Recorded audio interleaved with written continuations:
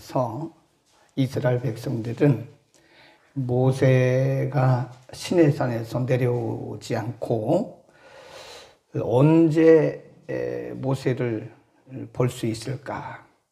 그러니까 급한 거죠.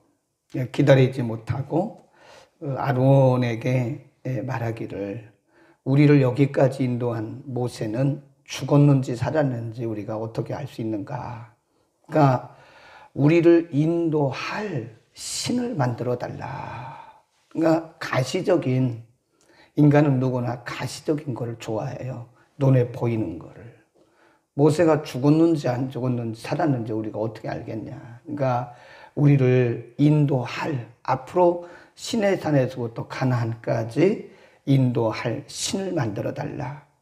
근데 사실 그때에 아론이 그런 부탁을 받았을 때 단호하게 말했어야 되거든요. 이건 아니다. 이렇게 하면 안 된다. 이거 하나님이 싫어하는 일이다. 이렇게 단호하게 말했어야 되는데 아론이 한술 더 떴어요. 가져오라고. 뭐든지 다 가져오라고. 귀고리 다 빼서 가져오고 다 가져오라고. 그걸 녹여서 즉시 금송아지 우상을 만들어요. 하나님이 이런 백성들의 모습을 보시고 굉장히 화가 나신 거죠. 그 모세에게 말씀하시기를 빨리 내려가라. 내 백성이 부패했다. 내 백성이 타락했다. 내 백성은 목이 곧은 백성이구나. 그래, 지금 모세가 산에서 내려와요.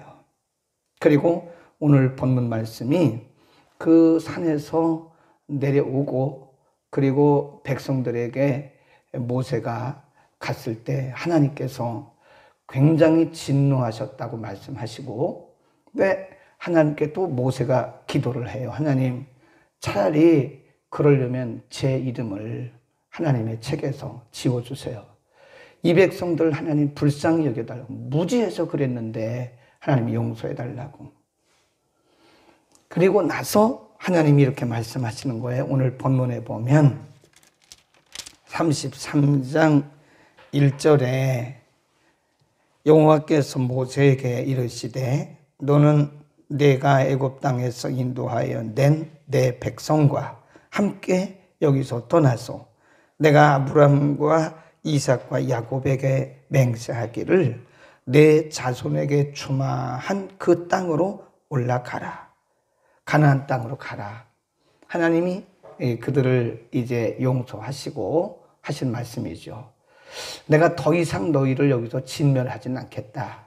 그 가나안 땅으로 가라. 그리고 이렇게 말씀했어요. 2절 내가 사자를 내 앞서 보내어 가나안 사람과 아모리 사람과 헷 사람과 브리스 사람과 히비 사람과 여부수 사람을 쫓아내고, 여기서 언급하신 이 사람들은요 가나안 땅의 주된 부족들입니다. 가장 강한 부족들이에요. 이 부족들을 내가 다 쫓아낼 것이다. 어서 올라가라. 그렇게 말씀하세요. 그러나 한 가지 조건이 있어요. 뭐라고 하나님 말씀하셨냐면, 그러나 3절에 보면 너희로 젖과 꿀이 흐르는 땅에 이르게 하려니와 나는 너희와 함께 올라가지 아니할 것이다. 너희들끼리 가라. 그러니까 하나님이 화가 나신 거예요. 화가 풀리기는 풀리셨는데 여전히 화가 나 계신 거예요. 난 안 간다. 너희들끼리 가라. 내가 가나안 땅을 너희들에게 약속했고, 그리고 내가 이런 부족들을 내가 다 멸할 것이다. 그리고 내 사자를 너희 앞에 보낼 건데 나는 안 가. 나는 안 가. 하나님 화가 나셨어요. 그 왜 안 가시나? 거기 그 의미가 있죠. 왜 안 가신다고 말씀을 하셨나? 왜 그러냐? 너희는 목이 곧은 백성인즉 내가 중로에서 너희를 진멸할까 염려함이라. 이게 무슨 말씀일까요? 중로란 말은 이제 시내산을 출발해서 가나안까지 가는 도중에 너희가 또다시 이런 일을 하면 내가 너희를 거기서 또 진멸할 수도 있어. 금송아지 만든 우상을 만든 것에 대해서는 내가 이미 용서했지만 너희는 원래 목이 굳은 백성이기 때문에 가다가 또 이 광야 노중에서 너희들이 또 이와 같은 일을 하게 되면 내가 너희를 죽일 수도 있어. 그래서 나는 안 갈 거야. 그런 말씀이에요. 하나님이 용서는 하셔도요, 물론 경우마다 다르긴 한데 하나님이 우리의 죄는 용서는 하셔도 때로 우리가 지불해야 할 대가가 있습니다. 죄라는 게 그 무서운 거예요.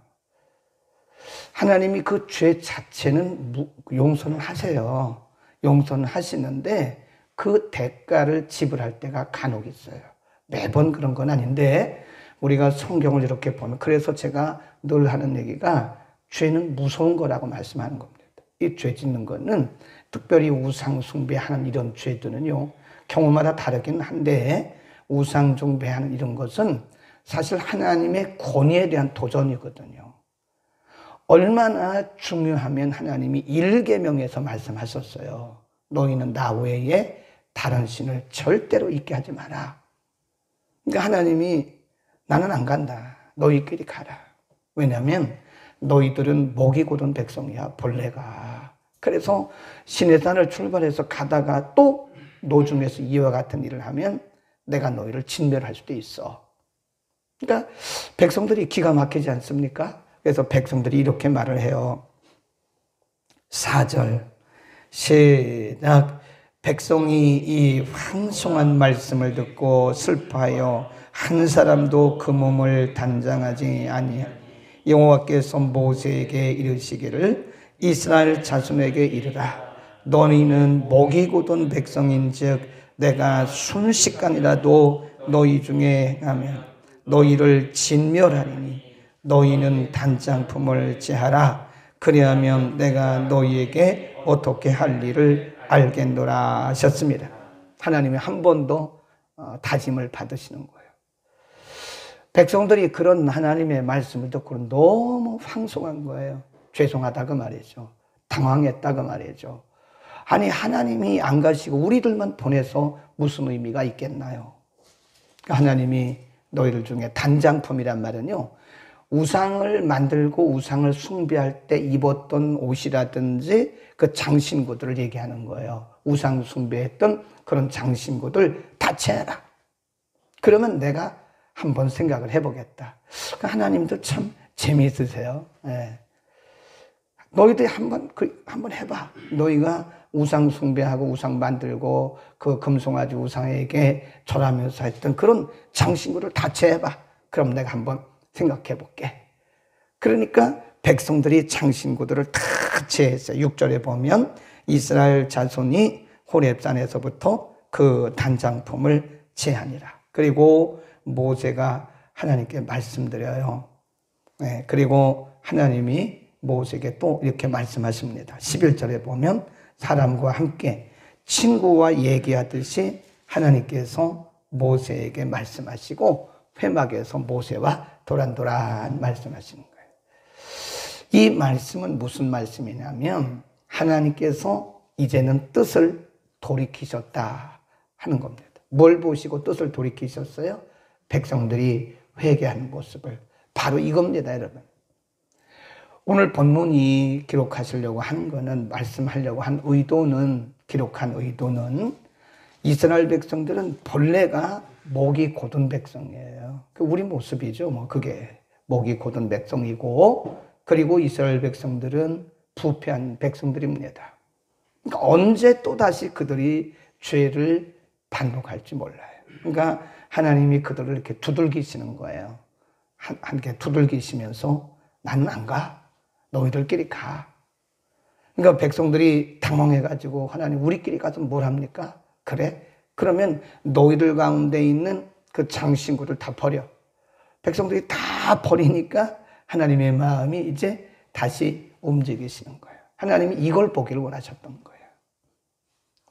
하나님이 우리에게 어제 우리 사사기 성서학당에서도 말씀을 드렸지만 하나님이 징계하시는 게 그게 목적이 아닙니다. 인간은 아프면 깨달아요. 네, 그래서 하나님이 인간을 아프게 합니다.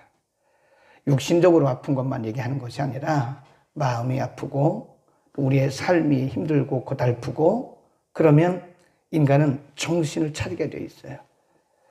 하나님이 이스라엘 백성들이 하신 말씀이 우리의 모습이라니까요. 우리는 목이 곧은 백성이고요. 우리는 부패한 사람들이에요. 우리 가운데 거룩하다고 말하는데 거룩하지 않습니다. 하나님이 그리스도의 의의 옷을 우리에게 입혀 주셔서 우리가 우리의 영적 신분이 바뀐 거지, 여전히 우리 속에는 죄성이 흐르고 있어요. 예수님 오실 때까지, 우리가 천국에 입성하는 그날까지 우리는 그런 죄성을 가지고 살고 있어요. 계속 죄성을 가지고 말씀과 성령으로 조금씩 이렇게 성화되어가는 과정 중에 있는 거지, 우리 가운데 죄를 벗어난 사람은 하나도 없어요. 죄성을 가지고 있어요. 여전히 목이 곧은 백성이고 우리는 부패한 사람들입니다. 영적 신분이 바뀌었지만, 의의 옷을 입혀주셨지만 우리 속엔 여전히 그와 같은 마음들이 있어서 그 속성이 있는 거죠. 그래서 sinful nature라고 그래요. 죄성, 죄의 성질이 우리 가운데 sinful nature, 우리 가운데 있어요. 그래, 우리가 순간적으로 시시각각으로 우리도 이스라엘 백성들처럼 그런 모습이 나와요. 여기서 이렇게 혼났는데도 이스라엘 백성들이 가나안 땅에 갈 때까지 얼마나 불순종하고 보고 맞았음에도 불구하고 또 같은 일을 반복하는 거예요. 네. 그러면서 하나님은 우리를 이렇게 만들어 가시고 양육하시는 거예요. 그러니까 하나님이 우리를 이렇게 때리시는 걸 우리가 징계라고 그러거든요. 우리의 몸을 치시든, 우리의 자녀를 치시든, 또 우리의 물질적인 부분을 치시든, 인간관계를 치시든, 하나님이 어떤 모양으로든지 하나님이 우리를 깨닫게 하시기 위해서 우리에게 이렇게 징계를 하세요. 징계가 없으면 하나님 자녀 아니에요. 히브리서 12장에 보면 징계는 다 받는 것이오늘 그랬어요. 다. 징계는 다 받는 것이오늘, 징계가 없으면 사생자다. 참 자녀가 아니라는 거예요. 하나님의 참 자녀가 아니다. 중요한 것은, 징계의 목적은 우리를 새롭게 하시기 위한 하나님의 섭리의 방법입니다. 그래서 하나님이 우리를 크게 치시든 작게 치시든, 크게 때리든 아프게 때리든 덜 아프게 때리든, 하나님이 우리를 이렇게 한번 탁 치실 때 우리가 할 일이 뭐냐? 즉시 반응해야 돼요. 즉시. 빨리 깨닫는 게, 들어도 설교 한 편을 들어도요, 내가 깨달으면 그게 훨씬 낫습니다. 깨닫는 게 은혜다. 아멘. 깨닫는 게 은혜입니다. 반드시 깨닫는. 그래서 영적인 감각이 있는 사람은요, 하나님이 살짝만 이렇게 말씀하셔도 다 알아들어요. 다는 아니지만 즉시 알아들어요. 반응이 즉각 나타납니다. 정형외과를 가보면 정형외과 의사들은요, 여기에다가 하얀 가운에다가 빨간 볼펜, 파란 볼펜, 검은 볼펜, 그리고 여기에다가 요만한 망치, 조그만 망치 이렇게 항상 끼고 다녀요. 그래서 이제 관절염 환자라든지 이런 이제 뼈에 관련된 환자가 오잖아요. 그러면 그 무릎 같은데, 하체 같은 경우는 무릎을 한번 이렇게 톡톡 쳐봐요. 보셨죠, 여러분들? 정형외과 의사는 항상 조그만 망치, 의료용 망치를 조그만 걸 거기다 넣거든. 그래서 환자가 오면, 응급실에 오면 이렇게 무릎을 쳐봐요. 그래서 아직 그 기능이 살아있는 환자는요, 무릎을 치면 바로 이렇게 반응을 해요. 그런데 이 신경이 어느 정도 마비된 사람은 쳐도 가만히 있어요. 무릎이 반응을 안 해요. 그러니까 심각한 문제입니다, 이거는요. 그걸 보는 거예요, 그거를 보고 의사가, 이 사람은 중증이구나, 이 사람은 경증이구나, 이 사람은 어디를 만지면 되겠구나. 의사가 다 진료를 하는 거예요. 그게 굉장히 중요합니다. 그 망치 하나가요, 그게 치료기는 아니에요. 어떻게 망치로 치료를 하겠어요? 망치가 치료기는 아닌데, 진단기예요, 진단기. 예, 진단기. 그러니까 하나님이 우리를 징계하시는 것은 그 치료는 아닙니다. 진단기라는 거예요, 진단기. 하나님이 우리의 영적 상태를 진단하기 위해서 하나님 우리에게 징계를 주세요. 그러니까 이스라엘 백성들이 하나님이 한번 말씀을 던지신 거예요. 난 안 가. 너희들끼리 가. 너희는 말이야 목이 곧은 백성이고 너희는 말이야 아주 부패한 백성이야. 너희 이와 똑같은 일을 안 한다는 보장이 어디 있어? 너희가 만일 시내산을 떠나서 가나안 가다가 그 도중에 또 이 같은 일을 하면 나는 너희를 진멸할 거야. 나 안 가. 그 얘기를 듣고 그 말씀을 듣고 백성들이 그냥 즉시 반응하잖아요. 자기들 몸속에 있는 장신구를 탁 떼어버리잖아요. 그러니까 하나님 말씀이 그래 알았어. 근데 내일 본문에 보면 내가 함께 갈게. 이렇게 말씀하시는 거예요. 하나님이 보기를 원하셨던 것 바로 그 영적 반응이에요. 영적 반응. 영적 반응. 예를 들어서 우리가 이제 하나님이 징계를 하시면 우리가 아파요, 안 아파요? 아프다 그랬죠? 그러니까 자기 아픈 것만 얘기하면 안 된다니까. 하나님 제가 잘못했네요. 여기까지 나가야 되는 거예요. 하나님 너 아파 죽겠어요. 나 너무 괴롭습니다. 여기까지 하면 안 되고 한 단계 더 나가요. 하나님 생각해 보니까요. 제가 잘못했네요. 하나님 제가 생각해 보니까 하나님 잘못했네요. 제가 이렇게 할게요. 하나님. 그러니까 하나님은 우리가 돌이키기 전일지라도 우리가 행동이 바뀌기 전일지라도 우리의 마음만 돌이켜도 하나님 기뻐하세요. 속아주시는 거죠. 때로는 인간이 마음은 돌이키고 행동은 안 돌이킬 때도 많습니다. 하나님 앞에 잘못했다고 회개해놓고는 얼마 있으면 행동을 똑같이 해요. 그래도 하나님은 우리 일을 받으세요. 그러니까 하나님이 기뻐하시는 것은 하나님 보기를 원하시는 것은 돌이키는 모습이라 해요. 돌이키는 모습. 그러니까 우리가 회복되는 지름길은요. 자꾸 토를 달면 안 돼요. 그렇죠? 우리가 학생들도 이렇게 많이 지도해 보잖아요. 그러면 나이가 어린 대학부 아이들은요. 토를 자꾸 달아요. 근데 대학원생들은 나이가 다 많잖아요. 어른들이잖아요. 대학원생들 중에 토 다는 사람 별로 못 봤어요. 자기가 잘못했는데도 죄송합니다. 알겠습니다. 죄송합니다. 이렇게 말을 해요. 그러면 선생인 우리가 그걸 보고 이 사람은 자제가 됐구나. 그리고 다 그냥 이해를 해줘. 인정해줘요. 그런데 이 학부 아이들은 토를 달아요. 저는 잘했는데 왜 이래요? 이의 신청까지 한다니까요. 참. 제가 몇 사람에게 이의 신청을 받아봤는데요. 요즘 애들이 까다롭습니다. 자기는 시험을 잘 본 것 같다는 거예요. 근데 교수님 그거 채점한 거 증거 보여주세요. 막 이래요. 이의 신청한다니까요. 그 법적으로 이의 신청 받아주게 돼 있어요. 안 받아주면 걸립니다. 교육부에. 잘못하면 형사처벌 받아요. 요즘 선생하기가 굉장히 힘듭니다. 옛날하고 틀려요. 이 아이가 이의 신청을 해요. 저는 분명히 잘 봤는데요. 저는 그 시험의 문제에 대해서 답을 다 했는데요. 근데 왜 제가 C+ 나왔나요? 왜 제가 C 플러스인가요? 이렇게 이의 신청을 해요. 어떤 때는 부모를 대동하고 오는 아이들도 있어요. 부모까지 데려와요. 그 같이 오는 학부모는 또 뭡니까? 참. 그런 아이들이 그 선생님이 그렇게 했으면 내가 잘못한 줄 알고 너 그대로 받아야지 뭘 거기다 이의 신청 이렇게 말을 하는 게 그 정상적인 부모가 아니겠어요? 근데 그 애를 데리고 같이 오는 부모도 있더라니까요. 기가 막혀요. 기가 막혀. 그러면 제가 그 채점표를 보고 얘기를 해줘요. 이게 내가 원했던 답은 이건데 학생은 이렇게 썼습니다. 이건 점수를 줄 수가 없어요. 그래도 막 투덜투덜해. 그게 우리의 모습이라니까요. 그게 우리의 모습이에요. 우리가 신앙이 어렸을 때는 토를 달아요. 자꾸 토를 달아요. 하나님 왜 그래요, 하나님? 제가 뭘 잘못했어요, 하나님 앞에? 제가 하나님 시킨 거 다 했잖아요. 내가 11조를 안 했어요? 내가 주일 성수를 안 했어요? 하나님 제가 뭘 잘못했습니까? 이거 토다는 거예요. 아직 우리의 신앙이 성숙하지 않은 거죠. 하나님 죄송합니다. 잘못했습니다.